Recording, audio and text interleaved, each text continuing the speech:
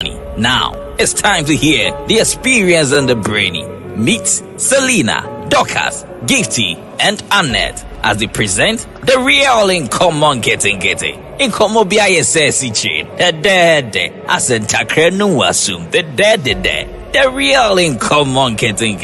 Showing live this and every Sunday, 7 p.m. on Era1 Radio on Facebook and on YouTube, Era1 Radio and on Taibo channel. Kaise, so we see the real in common getting what brabon tete, when yan konsa, we the real in common getting.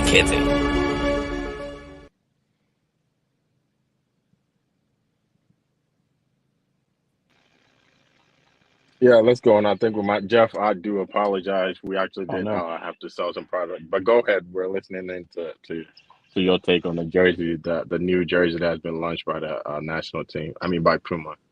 I think the last point I was making was that there are a lot of Ghanaian artists that we can lean on, and it could be something that with the whole Bring Back the Love campaign, where it's Mm. like have a campaign, a contest where you solicit jersey designs from local artists, from Ghanaians, even from people who are just interested and have a love for the Ghana national team.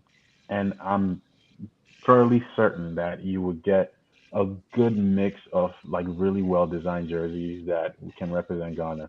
So yeah, my final point is I think for me it's there's not much to critique because it's just a white t-shirt. I mean a white jersey.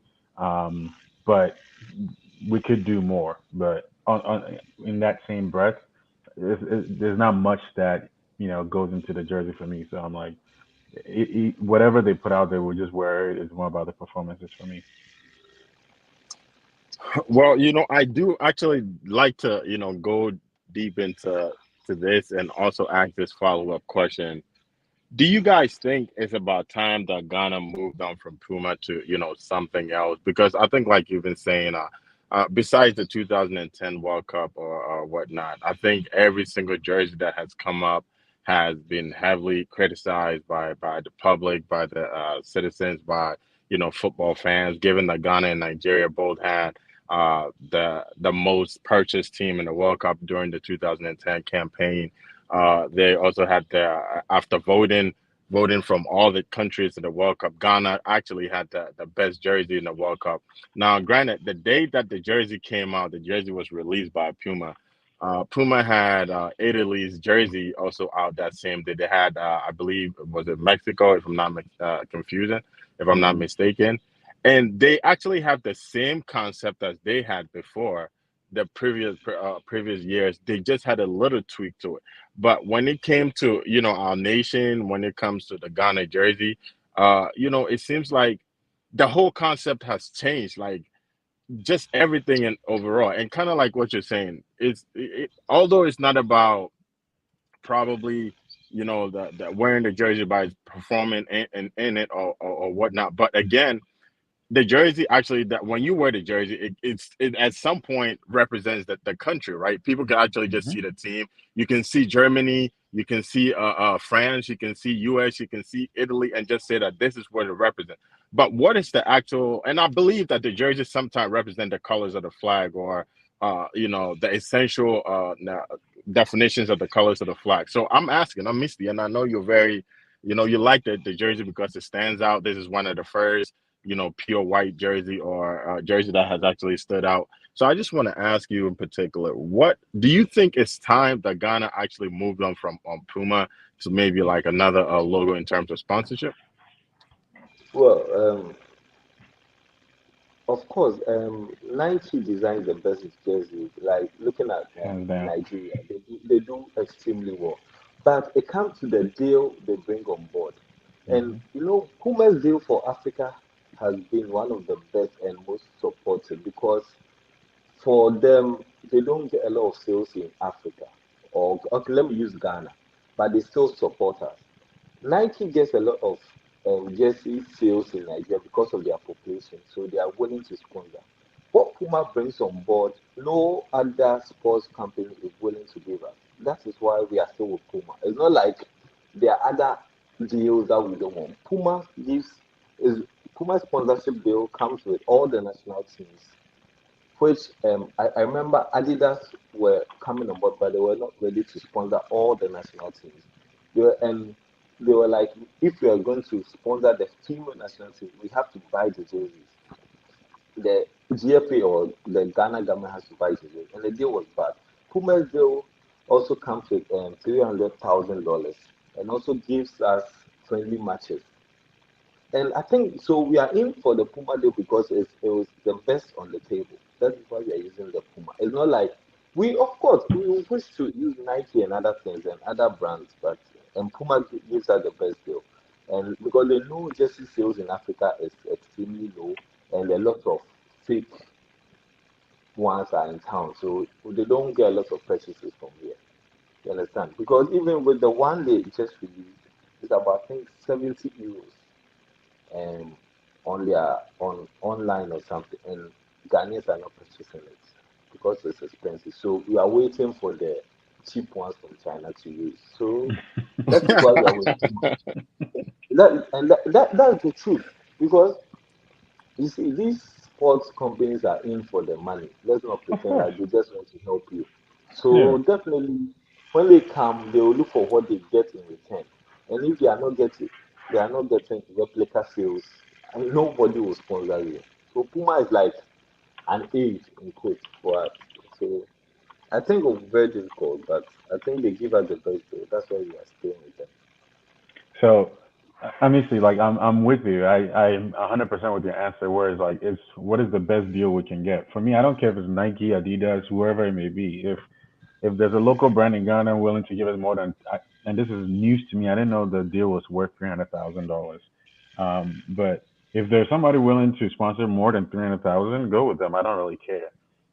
Yeah. But I think this brings it back to kind of like the bigger issue, right, that we've been talking about. I feel like since the beginning of this show, which is around the management of like the GFA management of the team and whatnot. But because, like you Mhm. said, right, the for Puma, right, and for any organization out there, they're in it for the money. It has to make financial sense, right?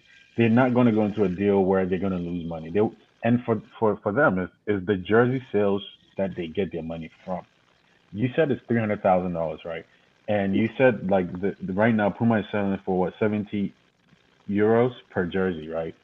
So rough math would say that you have to sell about, well, let's say it was $70. You have to sell about 4,500 jerseys to get the value of $300,000, right? So that $300,000 investment that they're making into in their sponsorship, they would have to sell about 4,500 of our jerseys roughly to get that money back. So that's when it starts to make sense for them. 4,500 jerseys. If if GFA as an organization, as a sporting organization, cannot through their sports marketing campaigns and all of that, and smart, campaign activations and all of that, sell 5,000 tickets I mean, 5,000 jerseys in a year, then Mm. we end up with deals like that, right? Where for them, I'm sure it's one of the smaller deals that they have in comparison to the Germanys and whatnot. Because no Mm. one can tell me that there's a South American country out there or European country out there that is not selling at least 5,000 jerseys a year. There are none. I don't know for a fact, but I'm willing to bet that there are no all of them at least are selling more than 5,000 jerseys, right? So, but then in terms of the actual marketing and selling of the jersey, some of that falls. It's a partnership, right? Yeah, Some of yeah. that falls on the football association of those countries. So if GFA, you're not, and I don't even know if it's being tracked, right? If you're not pushing, Sam, I give you this example when U.S. played Ghana friendly in Connecticut. I think it was Hmm. like Hmm. 2016 or 17 or around that time. And I Right. went there with my wife and we went to go watch the game. We got there. There were stalls upon stalls selling U.S. jersey paraphernalia like jerseys, trinkets, lanyards, hats, socks, everything. We could not buy one Ghana jersey. So Mm. my pictures from that game, I had a T-shirt on, and I wore a T-shirt to the game because I was like, "Midru, when I get there, I'll just go buy Yeah, a jersey." I yeah. got there and I could not find a Ghana jersey to buy, right? But then this was the Ghana national team. At Samoa John, everyone, all the star players were there to play this friendly, and you could not buy one Ghana jersey, right? So with that, I'm like, where are we going wrong? Because at that same location, They were selling U.S. jerseys for $103 for the authentic ones, and people were lining up and buying them. Right? That's where they make their money. Right? That's where when they now go sit at the negotiating table with Nike, they can say that okay, for the next sponsorship deal, we want $70 million a year or more. We want $70 million, or we're gonna go with another because they've shown that if you make that investment in us, you're gonna get your money back. You're gonna get the Yeah. return you're looking for, and then it makes the investment a sound investment for you. But we're not doing that. For us, it's Puma makes the jersey, they sell it for whatever, and we're not almost involved. It doesn't seem like it from the outside looking in. So for me, I'm like, again, it goes back to the business side of things. How many jerseys are is GFA and like its marketing agencies and the partners that it has? How many jerseys are they trying to push? Because if one jersey is going for 70, right? Yes, for the average Ghanaian, 70 pounds is I mean, 70 euros is a lot of money. It's ridiculous, right? But if we were to be able to even knock that price down to 30 or even 25, but we sell 10,000 jerseys, that more than makes up for that difference, right?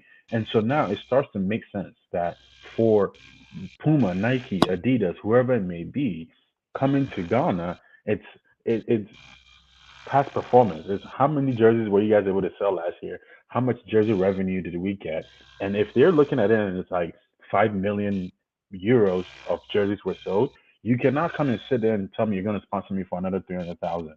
Because I'll tell you, well, no, then I'll go with the next person because I'm selling a lot of jerseys for them.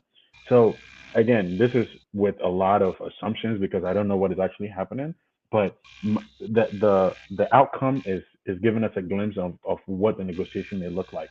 If somebody's coming across and sitting across from you and telling you that they're gonna sponsor you for 300,000, is because it's the most realistic number that they think that that investment they can get their money back, right? And so some of that comes back on us. Yes, of course, Puma as an organization has a business, for profit business. They're in it for the money. I don't blame them. And if they're in it for the money and they put a plain product out there and you don't push back or you don't have the negotiating power to say no, I don't want this because you don't sell jerseys, then you get whatever they give you every year.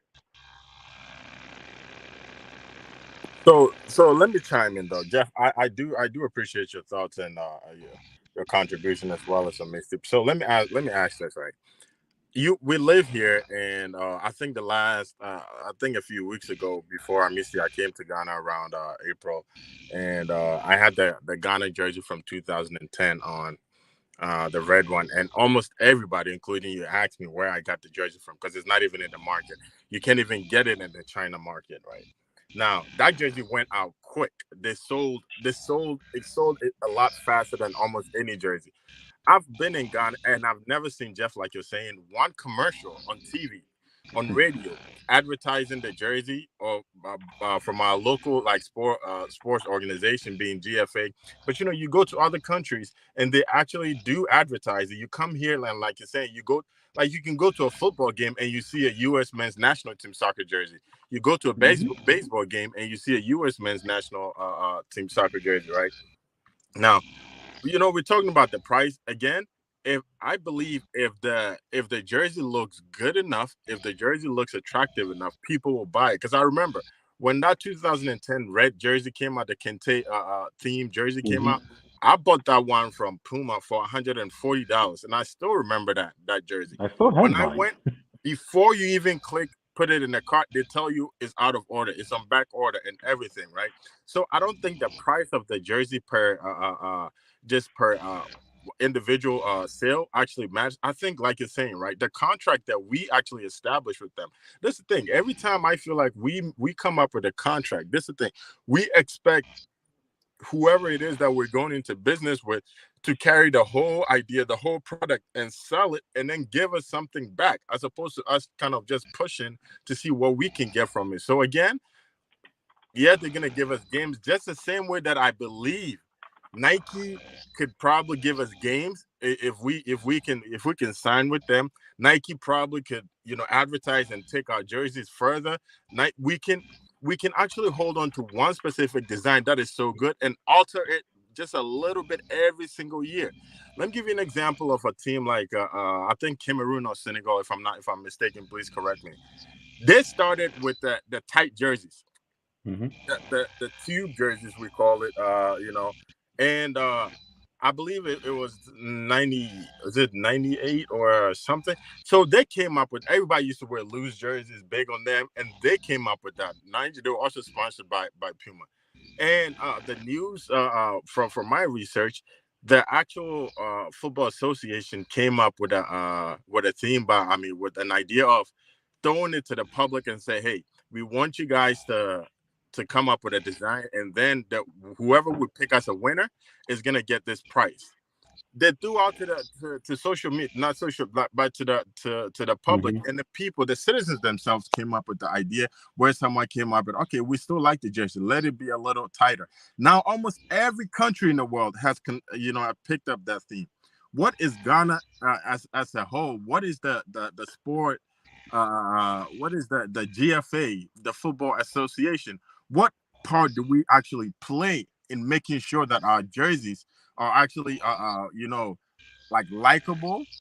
We actually Sam, keep a lot of profits. What part do we actually play, rather than just leaving it to the brand to kind of influence the sales and everything? Because Jeff, like you're saying, right now, if they're able to make a sale of, let's say, 5,000 sales, they've made that 300,000, and probably they're gonna make more because we're going to the World Cup.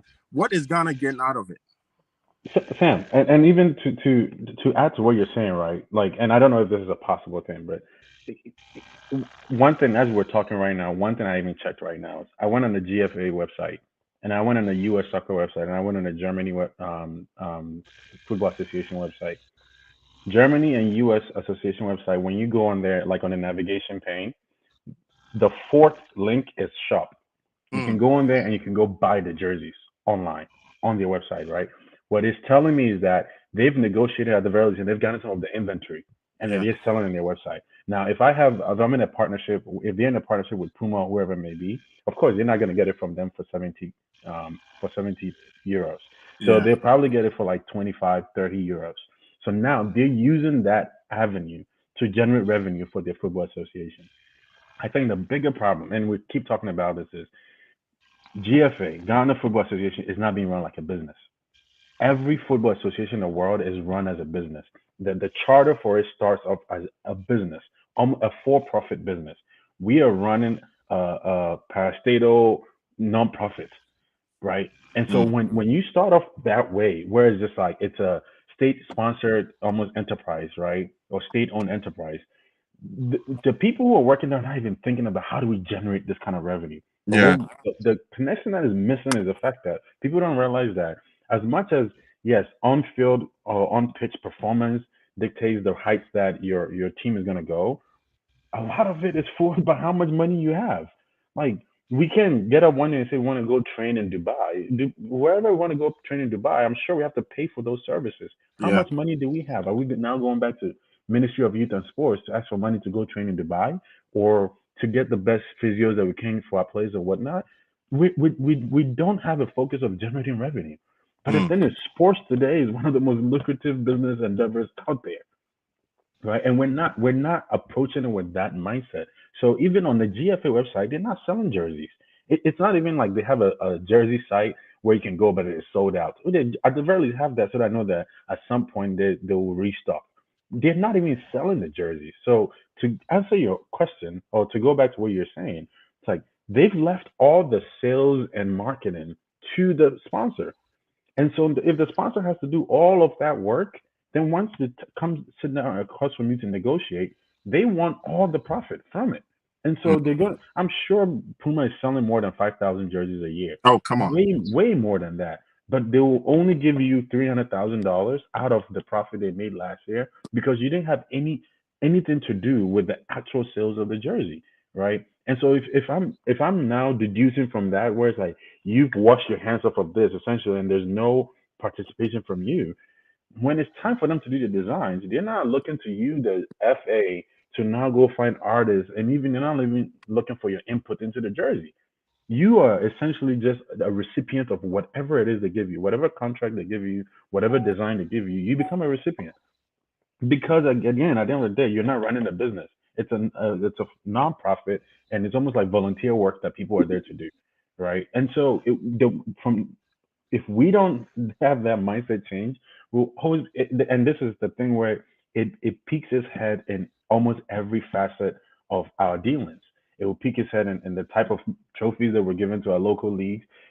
Like every issue you can think of, it's because at the end of the day, the world runs on money. That's the fool of everything we're doing. If we're not generating revenue, we don't have any power to change anything.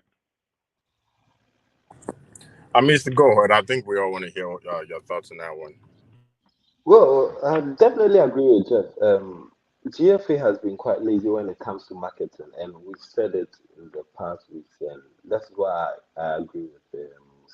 Coming with sponsorship for the national team, and come, you see, you look at other FAs outside, and the whole team is sponsored. Hmm. Government doesn't pay a dime. Their training facility is sponsored by one big company. The food, the catering, the sports medicine. So it's like they've sold the national team that it has become attractive for companies to even come in and Invested. come in with Hmm. better deals. And that is what we have now. So now it's like the national team in Ghana is for the government. So government pays. So GFA has become lazy. They don't want to go around looking for sponsorship. They don't want to make it attractive. See, we don't even have a national training facility. You understand? Hmm. And you go to a country like the last time I think Somalia or Djibouti or Madagascar, they have one and it's sponsored. There are a lot of companies that come in and out of Ghana and want to help the national team, but it's not attractive. There's corruption, Hmm. so they are not willing to sponsor. Some of them come on board with bad deals. I remember when we went in 2006, the national team was fully sponsored. Rice Master, Unibank, a whole lot of companies. But then they realized that okay, what we are doing, they are just taking the money and we don't see anything in return. Gold Fields was Hmm. sponsoring the national team. You understand? But now it's no matter. They become lazy. Of course, if they don't do it, government will have to pay. Government will have to charter a flight. And Hmm. I know most of these national teams, airlines even sponsor their flights, so they don't even pay for their travels. But in our case, government has to pay. So of course they'll be lazy. So I think for the longest that we've actually been, for the inception of this, from the inception of this show, I think this is the first time we can all agree that maybe it's about time that we actually just moved on from Puma, or probably just found or just constructed maybe a new agreement or a new sponsorship deal. You No, know, but Sam, sorry, I don't mean to cut you off, right?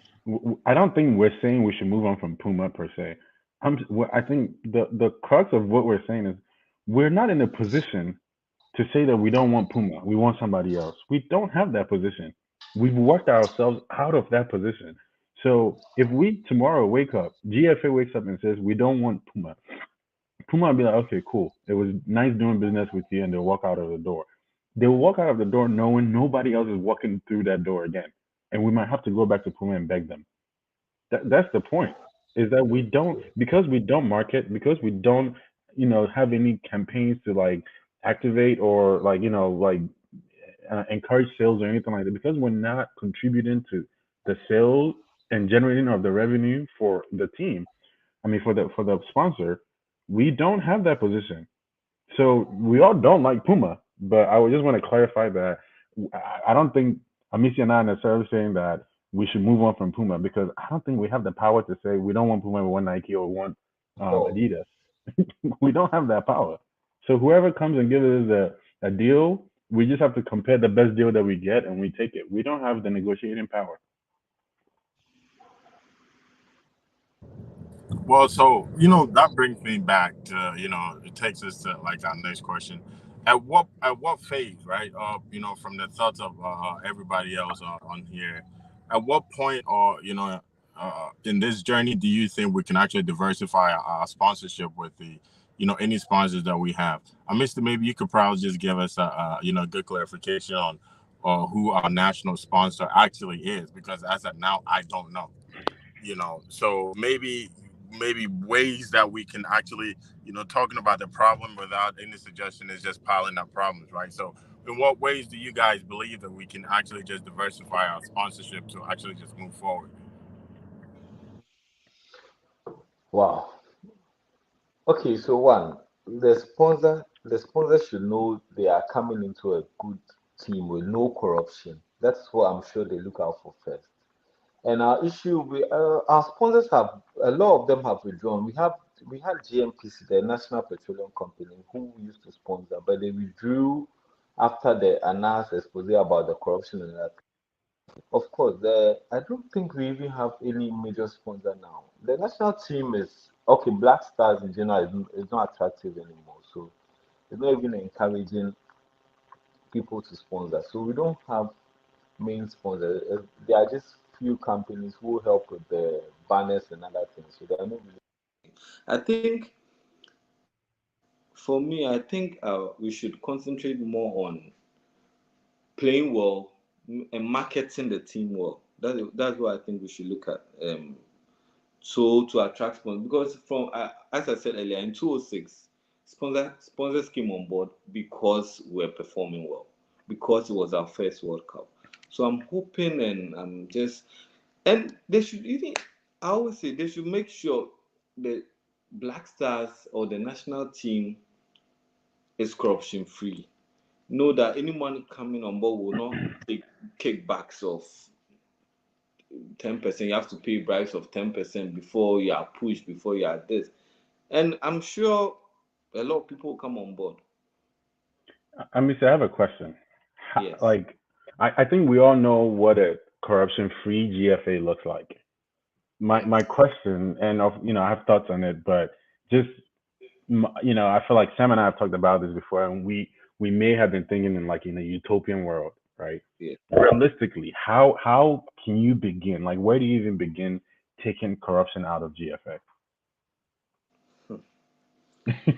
I'm not Corruption asking you to solve this for problem. me, Hmm.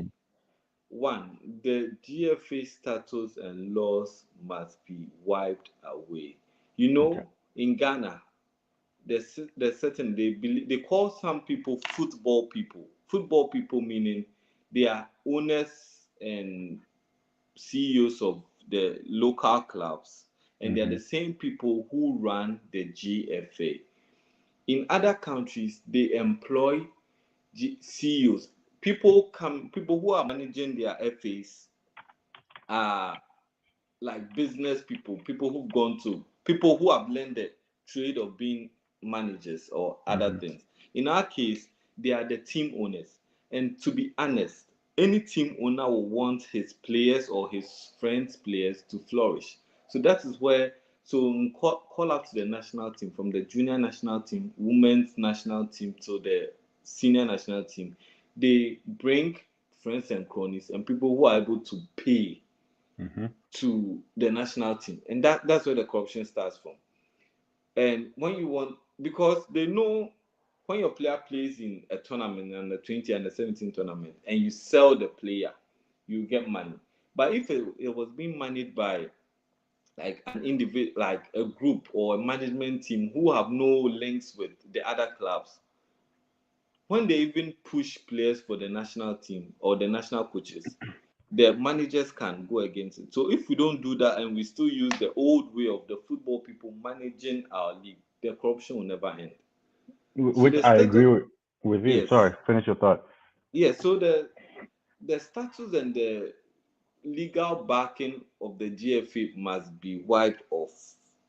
In the Otherwise, we won't Yeah. progress. It will still No, be the same. I I agree 100% with you. I think it's those things where it's like, for me, I see it's like, where's the money coming from and what is organizational structure, right? Yes, I yes, think to what you're saying is, let's take out the influence, like that external influence right yes, now that so many different entities have on GFA. It needs to yes, be a standalone body that has yes, no influence. But how you begin to do that, taking away the influence, for instance, is by taking away or like cutting the ties that it has to like the government, for instance, right? I personally, I don't think any football association in any country should be backed by the government. I think FIFA doesn't agree either, right? yes, yes, So let's and how, like, right now the only thing that still tethers GFA to the government is because they need their funding from the government.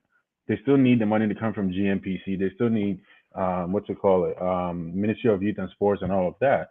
But should you make GFA a revenue generating body that doesn't necessarily need to turn to the government for funding, then you start to cut off that influence from the Yeah, government, sure. right? So for me, it always goes back to the money. It's GFA, like whoever's running GFA, the focus should be on, at the end of the day, realizing that I'm running a business, and as a business, we have to start generating some kind of revenue to be sustainable. Once they start doing that, to your point, for instance, if you've been able to negotiate a deal, even if it's with, AWA Airlines, or some local airlines, but still some kind of deal where you don't always have to go back to GF. And maybe if you're going for like an international match outside of Africa where AWA does not service, then maybe you need some support. When you limit the dependence on the government, you limit the influence because Yeah, now you don't definitely. have somebody saying, "Why? If you don't do this, I'm not going to. We're not going to approve the funding that you're looking for." Yeah, With it the always yeah, goes yeah, back to the money. yeah. With the government interference, so GFA stands alone. Government will always interfere. I think they've just become lazy. I always say it because see, a lot of people in Africa, top five African national teams, Ghana has one of the most attractive national teams, Hmm. which we can leverage on. Historically. No, till now, Come even on, even till today. till today, it's something we should leverage on. Look, and they become lazy. They know it's government uses, as I always say, government uses the national team as a political tool. So okay, then you Hmm. don't need to look for sponsorship. So government will, and that is affecting the local league. That is affecting the other junior team. So we employed GFA employed coaches for the past 2 years for the other national teams, except the Black Stars, and they haven't been paid a dime. No, 2 years, 2 solid years, they haven't been paid anything because they are waiting for government to pay their salaries. And Hmm. government too is not willing. Of course, they have issues there. Of course, there's no money in the system, and I mean, so government is not paying nurses. Like, you're not going yes, to pay footballers two before they pay years. nurses. And you are telling me in 2022, Ghana Football Association can't pay our own coaches. Then what are they doing there? 2022, and this is something I know every year FIFA brings money to every FA. I don't know how much is it. I don't have the, but these things should be 7 million. honored. Ghana gets $7 million a year. Okay, so Really? I never knew. So why can't they? So you're not even paying your coaches. So now when it comes to player selection for the national team, if I have money, I have a player. I'll go to the coach. Okay, I'll give you $1,000, $2,000. Just pick my boy for the upcoming tournament, and that's what the coaches are doing there. That's So how now they we survive. go, yes, of course. So you go to this tournament. If you realize the past few months and years, we've been very bad in our junior youth tournament because corruption is there. If you are paying them well, I don't think they'll take money. Of course, bribe. They are human, but their salaries need to come 2 solid years. No Hmm. salaries for them, waiting for government to pay. So GFA they've become lazy, just concentrating on the Black Stars because, of course, it's easy, and government also likes the Black Stars. They use it as political tools, so government will sponsor, government will give us money. So they are just there, and they have a whole department for marketing. I'm telling you, it's headed by one Jamal Marabi, and they are not doing anything. They have top people in the marketing team. So Yeah, but yeah, I think to your point, it's what is the incentive, right? Because like for me, Sam and I we work at the same place. If I know that I have, first of all, I have performance reviews almost like every other month. If I have two or three consistent reviews of my performance at work, right, based on the metrics that I'm being measured on, and I'm not meeting that criteria, I know I will get fired, right? So there is a repercussion for my actions or inactions. But for them, what is the incentive? yeah, Like no one is actually looking at how much revenue GFA is generating because nobody cares about GFA generating revenue. So if you're in the sales department or marketing department, what is there to market? Because the point of marketing is to generate sales, but you're not generating sales. So what is there to market? So he sits in his office and he has no incentive to get up and do his job because there is no expectation there. And collectively, we don't have the expectation of them. So yeah, it always comes back down to the management side of things and how it's being run and the incentives that are in place. Because if a marketing manager doesn't market anything for the whole year, and then at the end of the year they still get their pay, then next year I'm not going to wake up and start running faster than I did last year because I have no incentive. So I think we're doing it ourselves, and it's like when you talk to everyone, everybody has another entity to blame it on, which goes back to your point initially, where it's just like there's too much influence, there's too many hands in the pot. Like it should be GFA as a standalone organization making decisions and running on its own. So if GFA is not doing something right and you point a finger, they can't turn around and be like, well, Minister of Youth and Sports did not do what they were supposed to do. And then this person did not do what they're supposed to. It's so many parts to blame because there's so many entities involved. So then I ask you guys this: what is the point of GFA? And I think that's my biggest question that I've actually been asking, or probably just, just trying to figure out, for some time. Do you guys believe, as a fan of this game, as a fan of the country, do you guys think, I think Missy actually said it the last week that, GFA needs to be autonomous and just, run as its own entity. At this point, with the GFA not being able to run solely by itself, coming up with a lot of sponsorship ways to just generate revenue. Right now, I just looked it up, right? And I'm not sure if you could probably do us that favor and maybe next week just come and tell us. I just went on Google and I typed the same thing that Jeff was saying. Buy Ghana jersey. And none of the websites that actually popped up on Google links me to Ghana, like anything, like maybe a shop in Ghana, Ghana web, Ghana articles, Ghana, nothing like that. Everything is just vendors and stuff.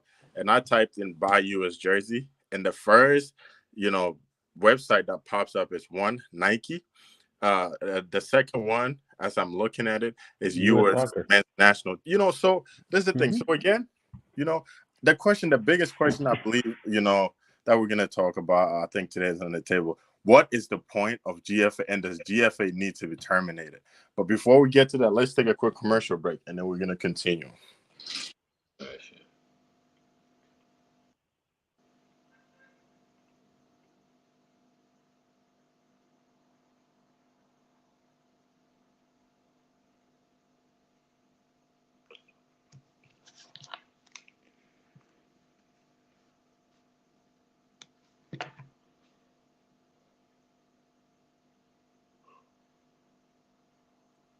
All right, it doesn't seem like we're gonna go on commercial break today. Our sponsors definitely don't want to sell any product, but let's move on, right? And I come to you. I actually want you to start off today. It seems like you have the upper hand today. What is the point of GFA? Wow. Of course, every nation needs an FA, so GFA needs to exist. But they need reforms. They need to set up. They need to, because you see, that's the thing. They'll tell you, okay, we're autonomous and only FIFA can tell us what to do, but later run to the government for aid. So now who controls GFA? If government starts to determine, okay, you're not bringing enough revenue in, you're not doing this, so we should stop this, we should take this away. Then they run back to FIFA. Okay, government interference. This is against. So the whole body at GFA. That's why I said earlier. There are laws and whatever the rules, the things they use needs to be changed. And people have started preaching this like in the past 2 years. You can't, if there are football people, owners of clubs, that money are the same people, because the president of the present GFA owns dreams football team, which is in the Premier League. You think he's going to make that team go for relegation? Never. He also has a female team. You think he's going to make his female team go for relegation? Never. His aide also owns a Division 1 team, Vision FC. You understand? So if they are the same people Wait, managing, I'm sorry. I mean, see, what you're saying is what the current situation is. I'm telling you, just I thought you're dreams. using it as an example. I'm telling you, the GFA president owns Dreams Football. So if you realize, every call up in the national team has a Dreams footballer, a Dreams football player in, or he has a consult, a sports management proton consult. You should be part of that, or you'll be in the national team. So it's like their property. You understand? But if it was managed by serious business minded people who have actually studied football or sports science Or or business. sports management, sports business, and then Yeah. they'll manage it as a business. And of course, no one will want a business to fail. For now, they know if you don't make profit, we don't sell products, or government is there. Of course, we can't go to a Hmm. tournament and government will say don't sponsor the flight, they don't pay for per diem, they don't pay for winning bonus, because if they don't do, we'll make noise, we'll come on radio and talk, and Ghanaians will be against them. So they're using that. Yeah, so it's like their personal property. They are just managed. So after 4 years, there'll be elections, and they'll know it's the same football people who vote for them. So they call them, okay, if you don't vote for me, I'll make sure you don't go, your club go to relegation, and there's of politics in there too. So the same people come back. That's why Kwesi Yantechi was in power for 10, 15, 12 years till the Anas situation came and he left. So if their laws don't change, GFA will still be GFA. No, nothing will happen. Nothing different. I'm telling you.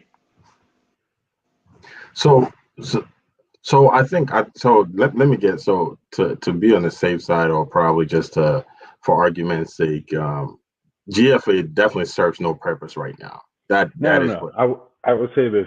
they're No, no, ideally they're supposed to no, be no, there no, no. for a certain task. But right Yes. now, with everything they're doing, I really don't believe there's a purpose for GFA right now. There is a purpose. I think that's to Again, for what. argument's sake. No, no, no. But that's what I'm saying. I guess what I'm trying to say. It's almost like a figurehead. Mm, FIFA needs a GFA in place in order to even recognize our national team at the Yes. international level for Sure. them to play, right? Yes. So, Yeah.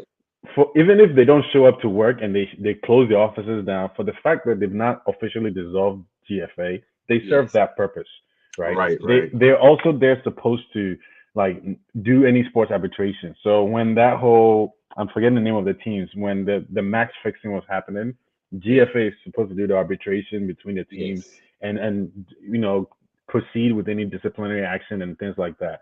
They determine players' eligibility and their status to play in the national league, and also their status for playing in the international on the national team.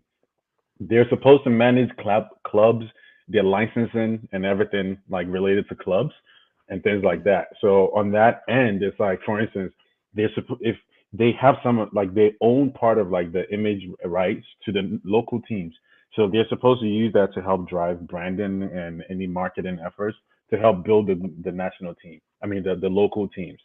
One of the things that they're supposed to do, which I don't think they do or have ever done, is they're supposed to organize competitions. So outside of just the Ghana Premier League, they're supposed like I think when you go to like the UK, England they have like the League Cup, the FA Cup, all of these different things are all organized by the FA and they're supposed to serve as like the governing body over like the financial matters of clubs. So making sure that players are paid, if there's any issues players have or even staff have within any club, that the GFA is there again for their arbitration and all of that. So they serve that purpose, that administrative purpose. But I think to what you're saying, Sam, is beyond like the administrative check the box paperwork stuff. There's nothing that they're doing to help build or grow the league, and so it makes their presence not felt because at the end of the day, it's like you're not necessarily helping. You're one of the bigger issues that Amisi touched on is all the resources in the country that GFA has access to are focused on helping build the Black Stars. Why? Because if the Black Stars do well, there's a political incentive behind it and all of that, right? And so those resources are not being allocated to the local clubs because if a local club does well, oh well, who cares? Kotoko just won the Ghana Premier League. They give them a fake medal, clap for them, they push them to the side. But should the Black Stars go win AFCON, there will be a whole parade in the country and all of that. So I mean, like for instance, Man City wins like the Premier League, and there's going to be a parade for them. But for us in the Ghana League, nothing happens. So that's where it's like, yes, there is a purpose for them, but for the expectations that we have of them beyond like the day-to-day administrative stuff, they're really not doing anything, and there's no mandate to do anything. So let me chime in. I think we all know that Ghana went on there to play in the Korean Cup, in Korea and everything, and then everybody was excited. Ghana spent almost, I believe, 370 something $1,000 to get our players there, get on a private charter flight, hotels, and everything. And guess how much we came home with? $50,000. $50,000. Now, No, Sam, wait. I think that's wrong information. no, that's not. That's not because No. I'm quite for the third place team. For the third place team. For the third place team we had, but we are given a preparation sum of $650,000 before we went for that tournament. The third place, the 50,000 is just the prize money for being placing third. So we're given money to prepare. That's why we actually went for the tournament. The financial advisor for the Black Stars actually in an interview, which I would try to definitely put it in the group so you guys could see, actually just came out. Unless again, like we've already established that because of the corruption and everything, folks trying to hide money, he came on there to break down the prices and the things that the money that they actually spent and everything. Assuming that it's not the $650,000 that Ghana was given or Ghana actually got. He actually came out and said, this is how much we spent, right? Not actually listing out the huge figure that was given to Ghana. Of course, the Korean Cup actually has a FIFA's hand in it because you cannot organize any, international friendly or just official game without FIFA's hand in it. So I know that FIFA actually does have a hand in it. Now with that being said, you have a financial advisor for a team coming out to say, okay, this and this and this is how much we actually spent. And with that being said, we also got 50,000 cities. I'm asking, at what point does GFA as a body, as a football organization body, just come up and try to negotiate like a better deal and say, okay, this and this is what we want because this is our budget and this is where we want to be. At what point does GFA just stand out like individual as a football body and say we want something better for our team? And I feel like regardless of what it is, of course, it's a requirement. Let's put it up. It's a requirement. It has to be there. Like Jeff, you're saying, we both work in the same kind of same company. But being on a client is a requirement to work for the company that we work. But if you're not performing, you need to get cut, right? So again, GFA has to be a requirement by FIFA standards, but GFA is not performing. So again, what is the point of GFA being there right now? That is the question that I always have. What is the point of GFA being there right? What purpose are they really serving for the people? Again, what like you're saying. So that's the thing. It's like we know exactly what the problems are, right? And I think we've grown so adamant to it that hey, whatever happens, that's just. I think Jeff, you've mentioned this before. This is Ghana, so it's okay. Charlie, we Ghana, so it's okay. No, but we know for a fact the president, the president has set his own rules and standard. No, the question that I need a team. Who watches the watchman? Who is supposed to monitor GFA? Who is supposed to make sure they do everything? Who watches them? I thought the GFA was under the Ministry of Sports. Never. No. You see that I that's the thought the point you GFA are was missing. under the Ministry of GFA is part of that it's under the GFA Ministry is of Sport, which is also autonomous. part of the government, right? So if No, no one is monitoring the No, GFA, FIFA if wouldn't even approve GFA is that. not FIFA would. autonomous, GFA doesn't make its own Yes, rules. FIFA. Yes, GFA doesn't FIFA make its own rules. FIFA wouldn't approve that. Now, if you're FIFA will saying never. GFA is FIFA will never. influenced by Yes. Ministry of Youth and Sports, yes, Thank you. they are. It's they're financed by Ministry of Youth and Sports. That's Yes, they exactly are. what I'm saying. So Yeah, again, if but you're they're being not. financed by them, Hmm. if you're being financed by them, if I'm financing you to do something, if I have to come to you, you have to give me a budget and say, hey, this and this is what I'm working, and I approve the budget. Do I just give you the money and just tell you to do whatever you want So without doing so exactly so what it? that's what I explained earlier, few minutes ago, saying that so GFA plays the middle role. Okay, so when they need money, they definitely run to the Ministry of Youth and Sports for money because they know it's a political tool. When now the Ministry of Youth and Sports wants to manage or monitor and check and audit them, they run to FIFA and say, okay, the government wants to interfere. So that's what they do, and that has been the norm.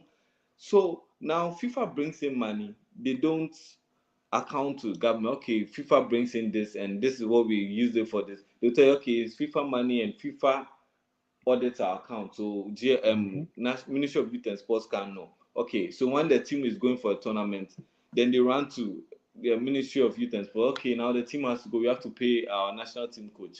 Then the ministry has to give them money because if you don't give the GFA money for a tournament and then now they come on radio, as I said earlier, and say, okay, now we are ready to go for this tournament or maybe camp in somewhere, and now the Ministry of Youth and Sports is not ready to help us, so now we can't go. And now because the Black Stars can't play in this tournament or this friendly, then they're on radio, everybody makes noise, and government is being wicked. So they're playing like they're in the middle, and they go here, and they just take from here, pick from here, and that's the thing. If you interfere, they'll tell you are being autonomous. You are being, you are trying to just force them to do this. That they are autonomous. Now, only FIFA can talk to them. And you know, the issue is something they are using here because they know it's very necessary and the government needs the Black Stars as a political tool. And that is Hmm. something they are using. They are That's what I leveraging was on. gonna say. They are leveraging, and and that's the point. So to me, officially they're autonomous, but in our setting, the government They're supports. far from Yeah, it. yes, they are. So it's So I actually kind of like the debate between exactly what they are versus what they're not, because to me it seems like we don't really know exactly where they stand, right? They pick a side based on what favors them. yeah, Hmm. they are being smart. Now, That's that's my problem. Are they working for the nation or working for themselves individually, right? A hundred Are they percent for themselves. so again, I ask. It's like we keep going in No, no, no. circles. But Sam, that's the. I guess that's the point that we're trying to make, right? Is that we're at an impasse, right? We know GFA is not effective. We know they're not doing what they're supposed to do, right? But then GFA knows that you can't do much about it either, right? mm-hmm. Because should you wake up one day as, let's say, the government right now, the three of us on this call, if we have an idea or like we have a way to make GFA more effective, who do we reach out to? The Yes, GFA, right? And then yes. they're gonna field your idea or listen to you and be like, okay, cool, well, bye, get out of here, right? And then that's it.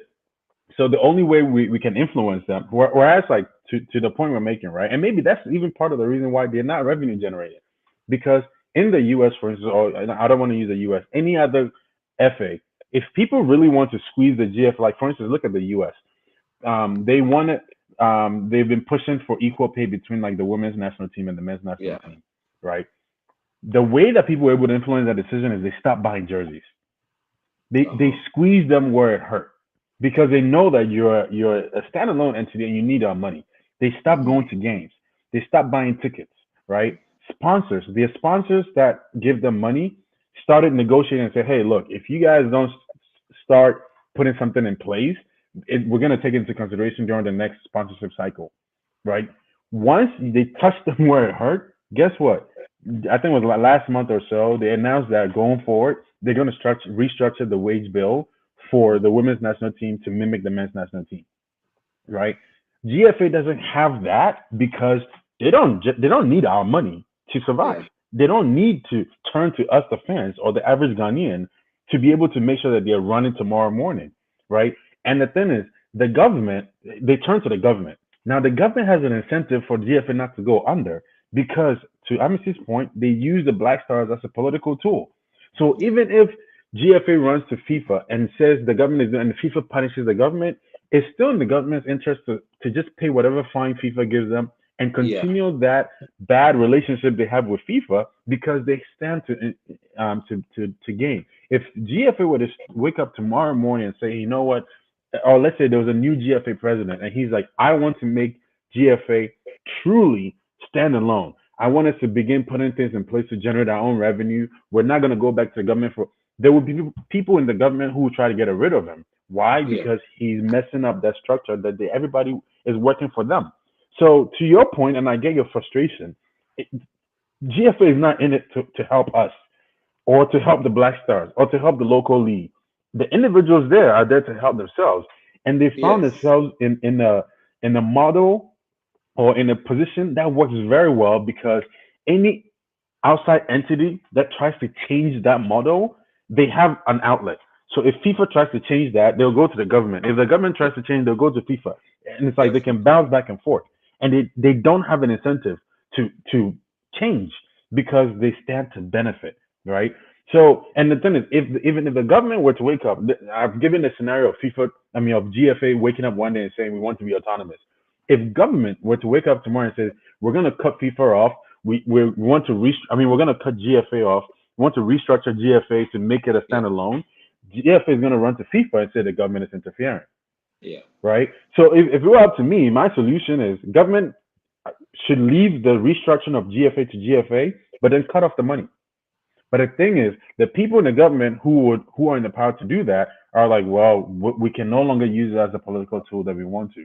So we are in an Yes. unfortunate position where wherever we turn or whatever tunnel you try to push GFA down to reform it and restructure it, they have an outlet because there are parties on both sides who are willing to, like absolve them of any responsibility because they have an incentive themselves to make sure that it's run the way it's run.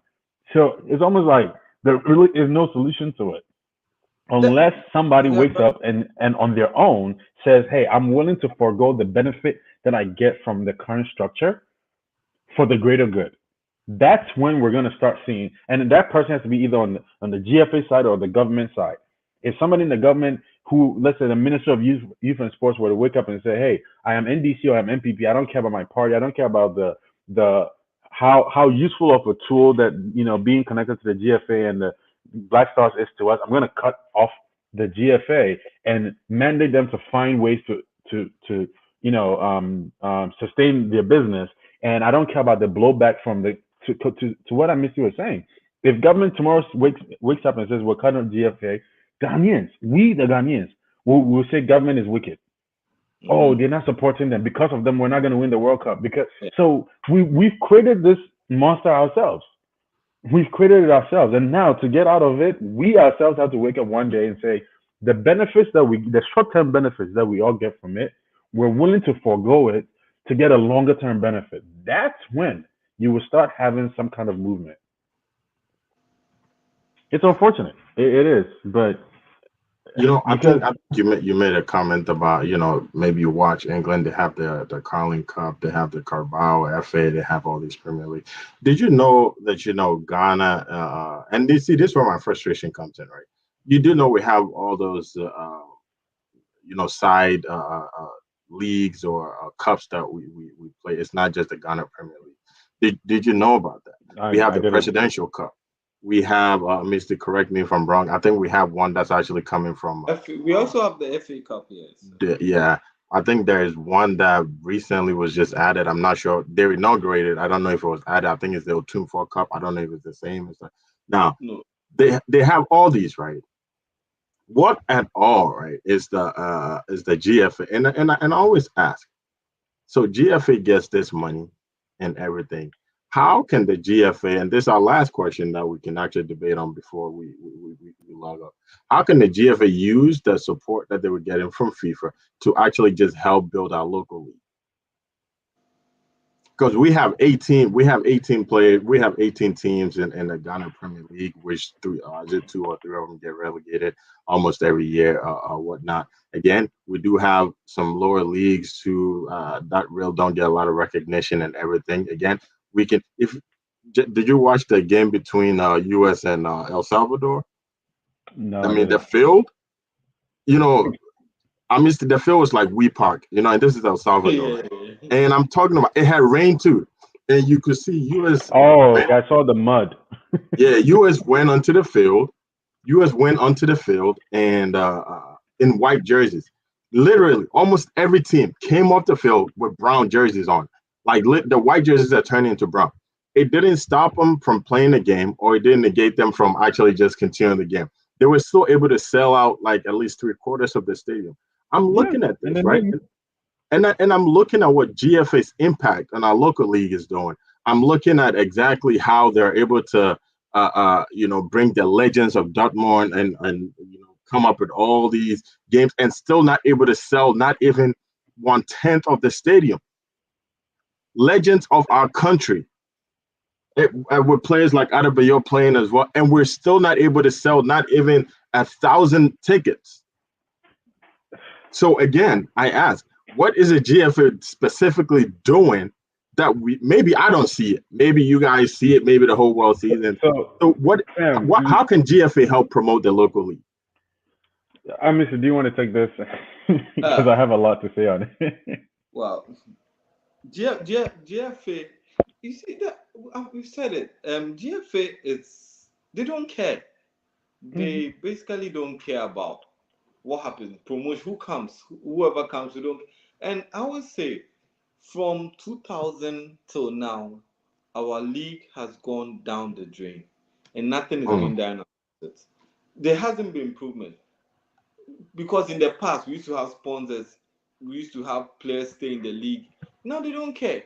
They know, okay, at the end of the season we'll sell one or two players. The individuals own own Hmm. the FA own the teams, and they own, of course, at the end of it we'll sell one or two players, we'll make some money, cash out, and we go. They don't care. And I why mean, should they care? yes, they don't want to stress themselves. It's normal. Okay, let's just play the league. Of course, we have to organize the league. We'll organize. We'll not take any money from any man coming in from FIFA. No, we'll go and look for sponsors. If we get, that's cool. If we don't get, then we'll just concentrate on. We should just play because Ghanaians love football. They'll definitely talk about it on radio, but not go to the stadium. See, going to the stadium can be a whole topic on its own mm, because the stadiums are not safe. I'm telling you, see, I went to the stadium recently. The washrooms are terrible. I don't think I'll carry my family to the stadium. You understand? So our attendance at the stadium and other parks, I would say, will go down because they are not safe. Security is terrible. People get hurt. People get beaten in the stadium. All these things. If GFA doesn't look at that, our attendance will be bad. Yeah. Speaking of stadiums, right? Mm. And Sam, like I just pulled up, and I intentionally pulled up the Washington Wizards, right? mm, Basketball team in DC. One of the worst teams in the league. They're horrible. They suck. They're not a good team. 30% of the money that they made, and I think they made like it was. I think they made like 2 billion or something like that last year. mm, $2 billion. This is one of the worst teams in the NBA. mhm, Yeah. 30% of the $2 billion they made came from tickets and concessions at one stadium. They Good. play at one state. They have only one stadium. When they go away, the other team is the one who's actually taking all of that revenue in. They made that at the Capital One Arena, right? The stadium seats 20,000 people, and as bad as they are, because their marketing and sales is so well done, they're Mm. able to sell out games. They're not a good team, and they're still selling out games. So on average, and we've been to a game before, on average, a ticket will go for like 30, $40, right? You now take 20,000 people, and if let's say you have 2 games a month, even just a month, 2 games, right? You know how much concessions cost, right? So now Amici is talking about going to the stadium, not even wanting to use a bathroom. I'm not gonna go buy food at the stadium and eat. If I'm Yeah. not even trying to use the bathroom at the stadium, I'm not trying. I'm not gonna. That's not where I'm gonna Yeah. go eat. But here, you go to a stadium, and whenever we go to go watch games, you're buying popcorn, you're buying juice, you're buying soda, you're buying hot dogs, whatever it is. They make so much money, and we all complain about how expensive food is at the stadium, right? But guess what? Once you go there and you're sitting there, and you're watching the game, you want something to munch on. You want something. That's how they're making money, right? When you look at the biggest teams in the world, they're not doing anything crazy to generate revenue, right? I mean, Yeah. I think it's like now, like in the past 10 years, there's just been this like teams are now being treated, it's like you can have like investment companies buy stakes in teams and things like that. So that's one way teams are generating revenue. Like I think Golden State Warriors, for instance, I read last week there was like a new investor that bought 5% stake in it for 450 million, 1% stake for 450 million or something like that. Mm. So like that's a lot of money because again, that investor given 450 million now can look forward to getting 1% of all the revenue, I mean, all the profits that they generate because they generate in profit. You have to be generating profit to be able to demand that kind of money, right?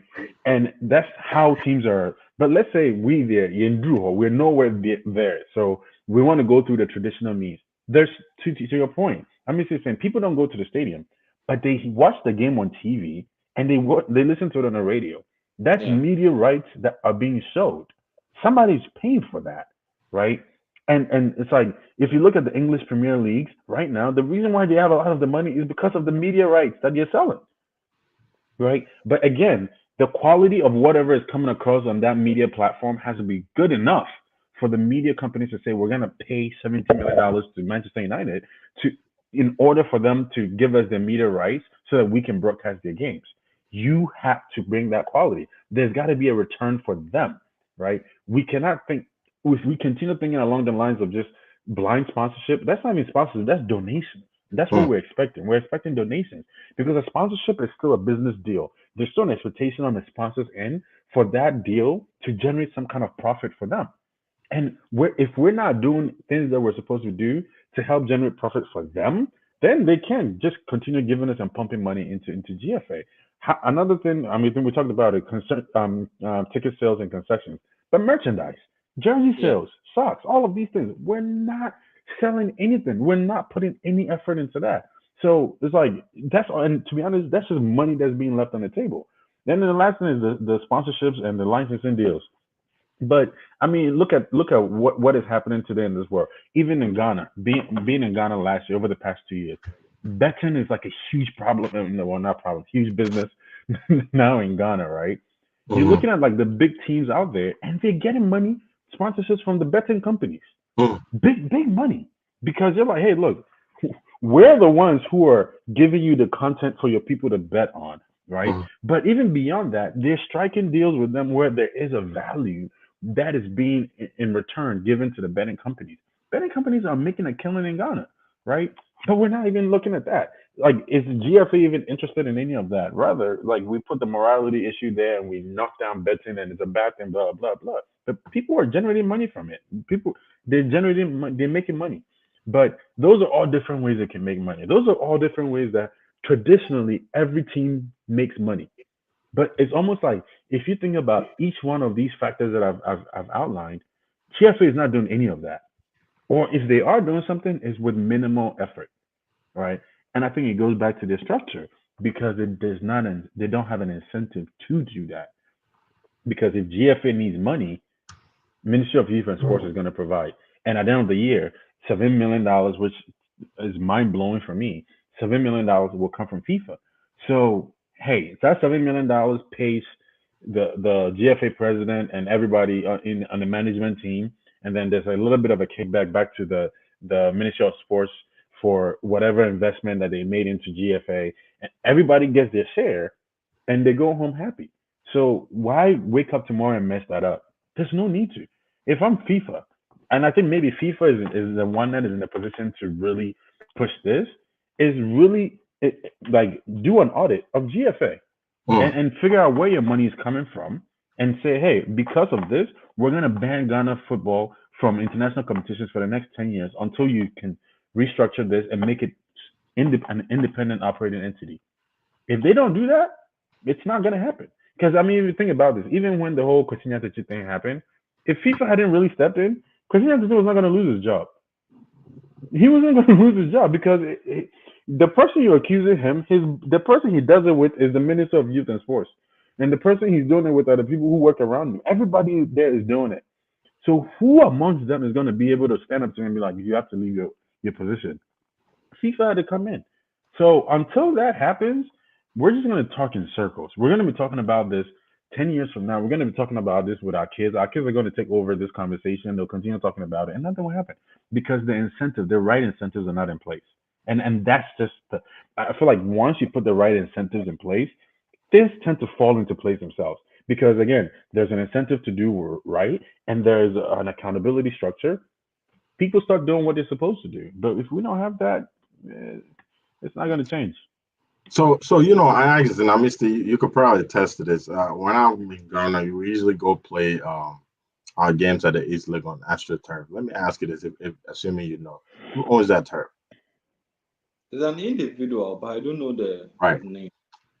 This is a turf that you actually have to pay to play, Jeff. Unlike, other countries, developed nations, where as long as you live in that county or district, you can actually just play there with no permit unless there's an official game going on.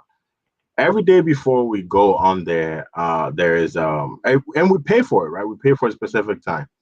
And I'm missing to talk about. Every time we go in there, we have Sule Muntari's team that he's actually trying to, for some reason just come up with or whatnot. They're actually playing a scrimmage, and they have to play into our time. I mean, our time that we've already paid for. So we sit on the bench and just watch them and just play till whenever they're tired, and then they leave. Now, I bring this up to say, you talked about the NBA, you talked about the NFL, we talked about baseball. There is something in that contract, and I actually looked at it because I saw this.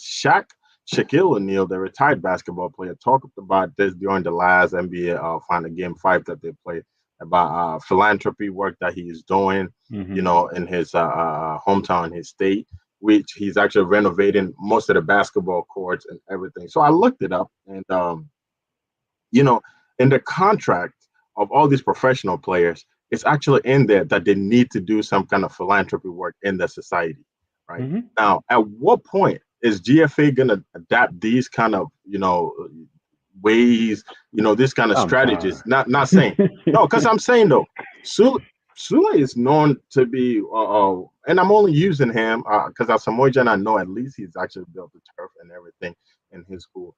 At what point are we going to hold these players who have actually just played or outside, who we actually give the limelight to? At what point are we going to hold them accountable for actually developing the same thing that they actually go out there to, to fight so hard for, which is playing under much better conditions? So at some point, right? That's why I always look at GFA, and I don't really consider them as a football body, regardless if it's a requirement by FIFA. Sometimes I have to put the blame on the players themselves to actually. Well, Sam, the question I have for you in response to, sorry. No, the question I have for you is, well, who are they signing those contracts with, right? Like in the NBA, like those contracts that have those clauses in there. First of all, the NBA is paying millions to these players.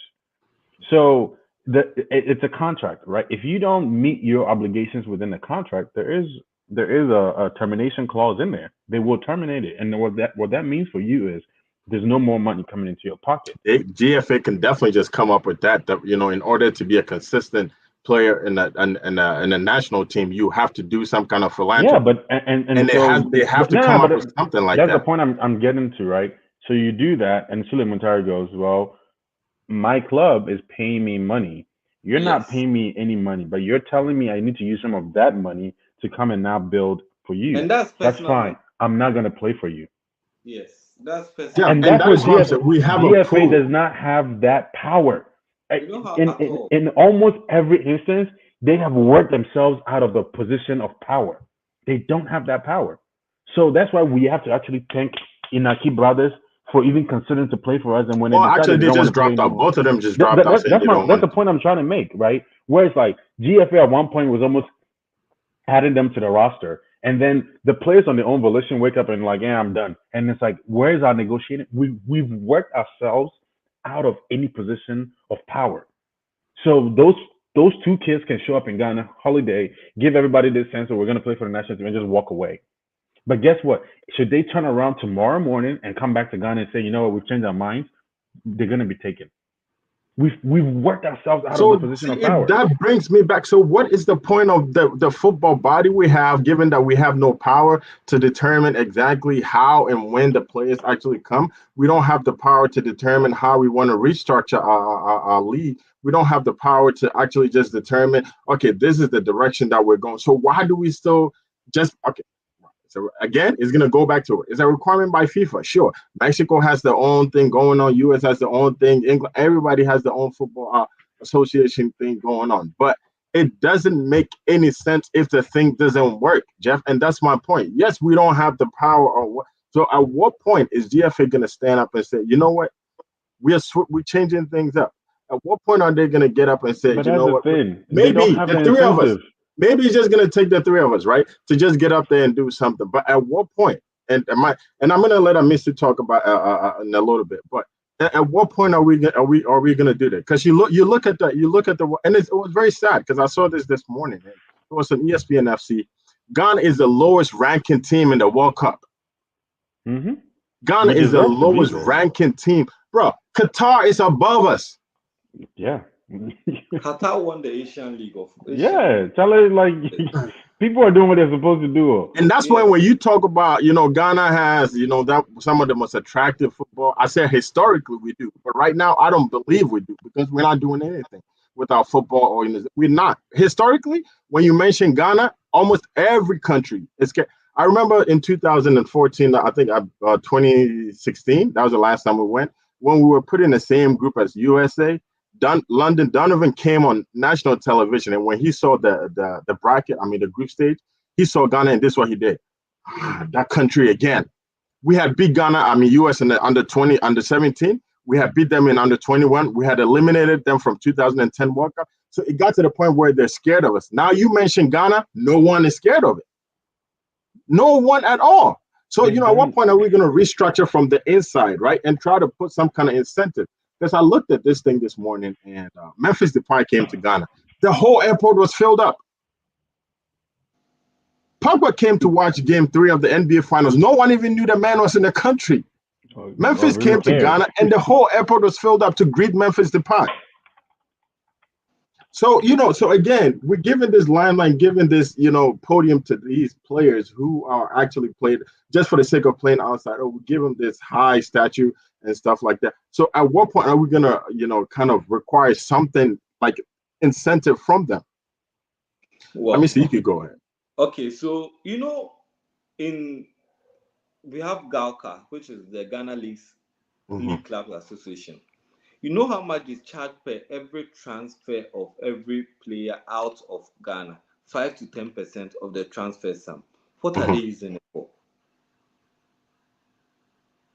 You understand? It's a body of the FA. So if a player is leaving Hasselhoff to the outside Ghana, any country, and maybe the contract sum is $300,000, they charge 5%, between 5 and 10%. What do they use it for? You don't blame, or you don't need the players to come back and do these things.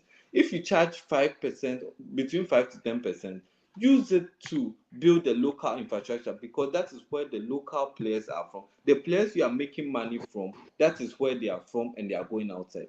So if you take this money and you use it to build give them good turf to play on, you are going to get more of them, and you're going to transfer more. That's what Brazil is doing. Brazil has invested so much in their stadium and their turf they play. They're able to sell players outside Brazil out to Europe for 40 million. But in Ghana, no player in the past 2, 3, 4 years has been sold to any club outside more than $1 million, which is terrible. You Now, understand? Because I don't mean to cut you off, and I'm sorry. yeah, You can. How can we sell a local player when our local league is not attractive? But the only thing that could attract, like scouts and all these agents, is the national team, and yet we're not giving the local players the opportunity. I Sam, get. let me correct. No. Let me There, correct there, that there is thinking. there there It's there is this not going thing to be Nigeria. the. It's not going to be only the national team that attracts. What's it called? yes, Our local league is No, not no, no. attractive. Our No, local league no, is not no, no, attractive. no, no. But the point I'm trying to make is, outside of it being attractive football that is being played, right?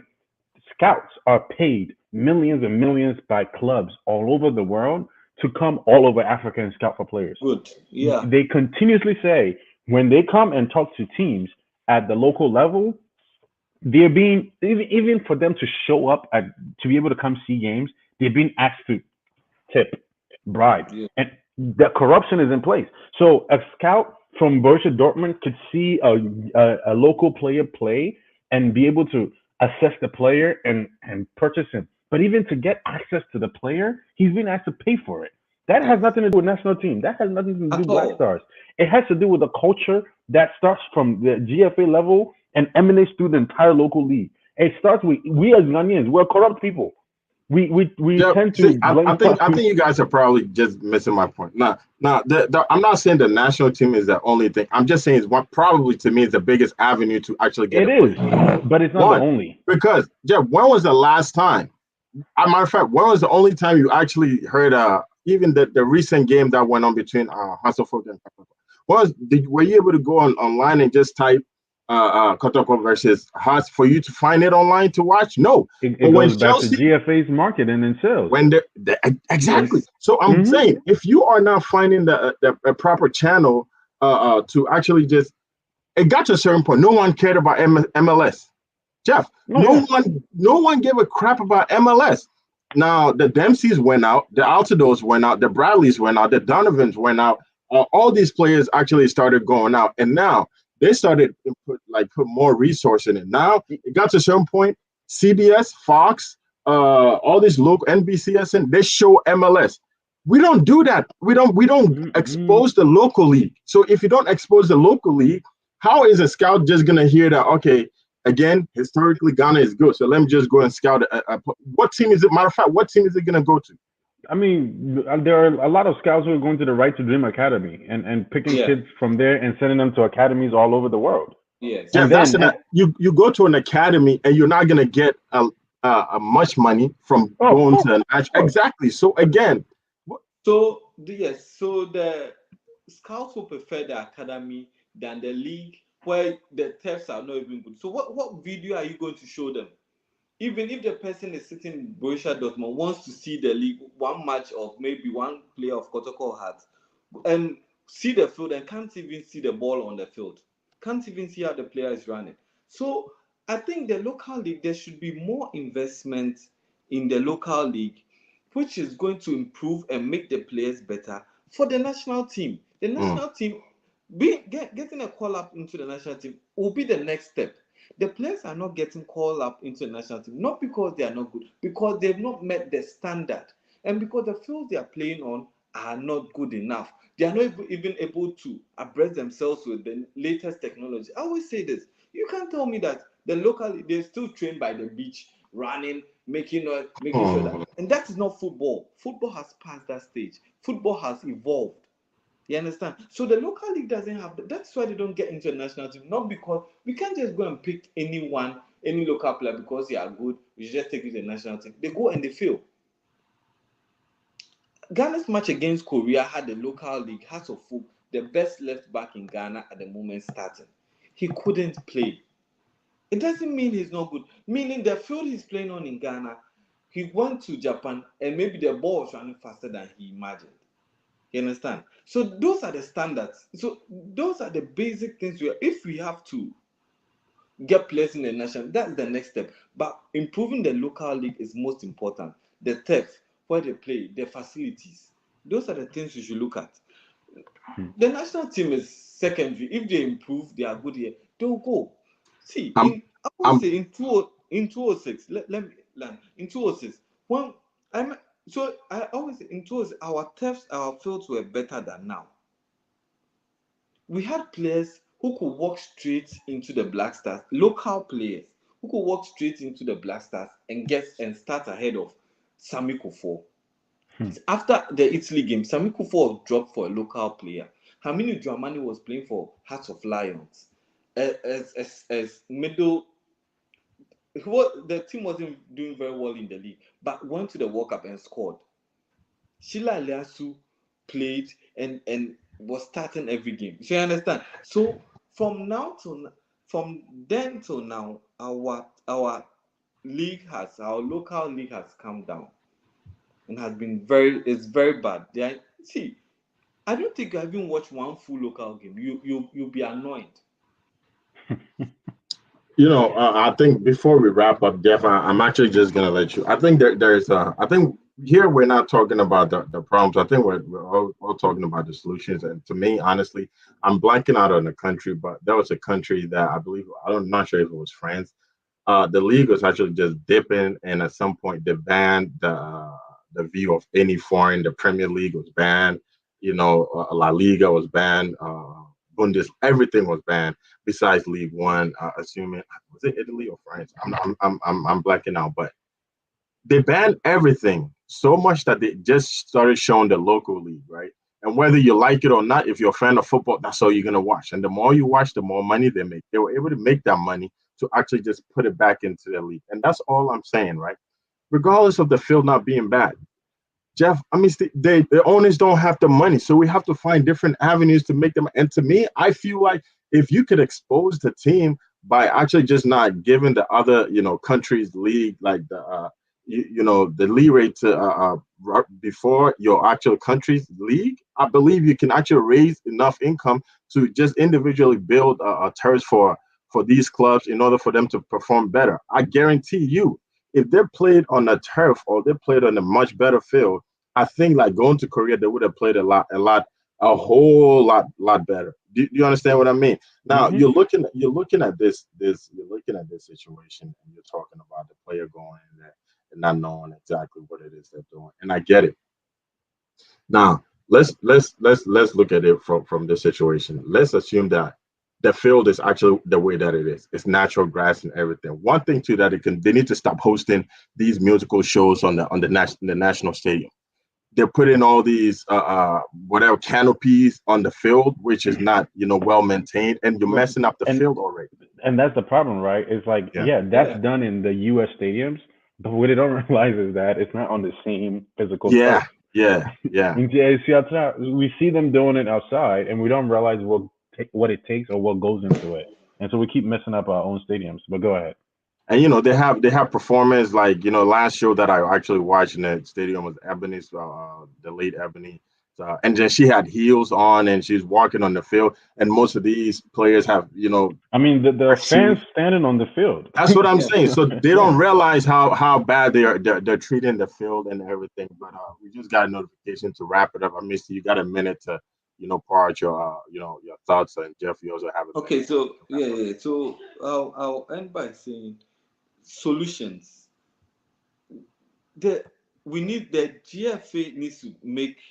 Oh, in fact, we have these things on paper. Club licensing, the things you need to meet before your team is accepted Hmm. into the league. We have all they don't use them. Mm. You understand? So I don't even know. There's a solution, but they don't use the solution. So it's like repeating the same thing. You should meet certain standards before you can play in the league. You should have it on paper. Everyone should know. Okay, your grass should be. You should have this. Your changing room, and that's what happened in the Ghana Nigeria game. And FIFA we nearly played outside the Ghana match outside Ghana in Benin or something because we didn't meet the FIFA standard. We had to call some people, had to make makeshift solutions to the changing room and other things, our lighting and other. So that is the problem. We know the solution. The solution is to have standards that you have to meet before you can, and it's very basic. We have them on paper. So if you don't meet them, you'll be dropped from the league. If you don't do this, you'll be dropped. And those are basics. You understand? All right. Thank you, Mhm. Jeff. You have a minute. I don't need a minute. Follow the money. Well, thank you. I think come next week we do have a lot. I'm getting a lot of suggestions and a lot of comments about Ghana being an underdog, and I think we have one comment in our comment section from Ghana Boy, and he said, "I like the fact that Ghana is an underdog in the World Cup. We're coming in with less pressure, and maybe it could help motivate our players." But again, that's something that we can definitely just talk. I see our Mr. shaking his head, but maybe that's something that we can talk about. Next week we do have another show coming on, but we do like to thank our viewers on YouTube, Facebook, on our StreamYard, and also our radio channel. Misty, Jeff, it's always a pleasure having you guys, and thank you guys very much for joining us. Until next week, we'll see you guys. Thank you. All right. Take care. Hello, beautiful people of Ghana. This is Banahine Specialist Hospital. We are so excited to announce to our people Ghana that we are finally opened and we are accepting patients. At Banahine Specialist Hospital, our extraordinary physicians and nurses are here to provide a high-quality medical service to our extraordinary patients. Our services include primary care services, maternal, neonatal, and pediatric services. We also have an in-house pharmacy. We have X-ray and laboratory services available to you. Come to us for all your healthcare needs, and you will be happy you did, because we believe that health is wealth. Thank you, and stay blessed.